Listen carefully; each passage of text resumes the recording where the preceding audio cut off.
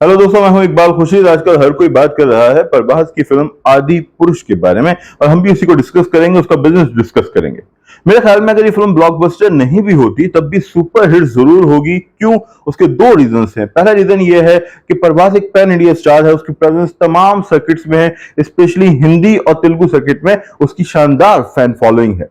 दूसरी बात है फिल्म का टॉपिक, एक ऐसा टॉपिक जो पूरे इंडिया को अपील करता है। तो कह लीजिए कि जो स्टार है और जो टॉपिक है वो दोनों ही पैन इंडिया हैं। इस लिहाज से ओपनिंग बहुत अच्छी होगी। अगर ओपनिंग अच्छी हुई, फिल्म क्लिक कर गई, वर्ड ऑफ माउथ अच्छा हुआ, याद रखें वर्ड ऑफ माउथ अच्छा हुआ, तो पहले 3 दिन फिल्म शानदार बिजनेस कर सकती है। ये कम से कम नोटेबल बिजनेस जरूर करेगी और बाद में भी वो सर्वाइव कर जाएगी अगर रिव्यूज अच्छे हुए। मेरे ख्याल में ये फिल्म इंडिया में 400 करोड़ नेट का बिजनेस कर सकती है, और इसका जो वर्ल्ड वाइड बिजनेस होगा वो 700 करोड़ के करीब होगा या उससे कुछ ज्यादा होगा। ये बिजनेस बहुत अच्छा है, मगर प्रॉब्लम यह है कि आदि पुरुष का बजट बहुत ज्यादा है। इतने बड़े बजट के साथ ये बिजनेस शायद नाकाफी लगे।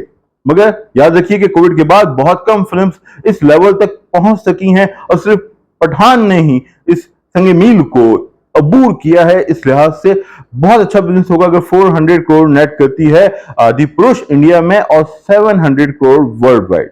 आपकी क्या प्रेडिक्शन है? जरूर शेयर कीजिए। Take care, thank you.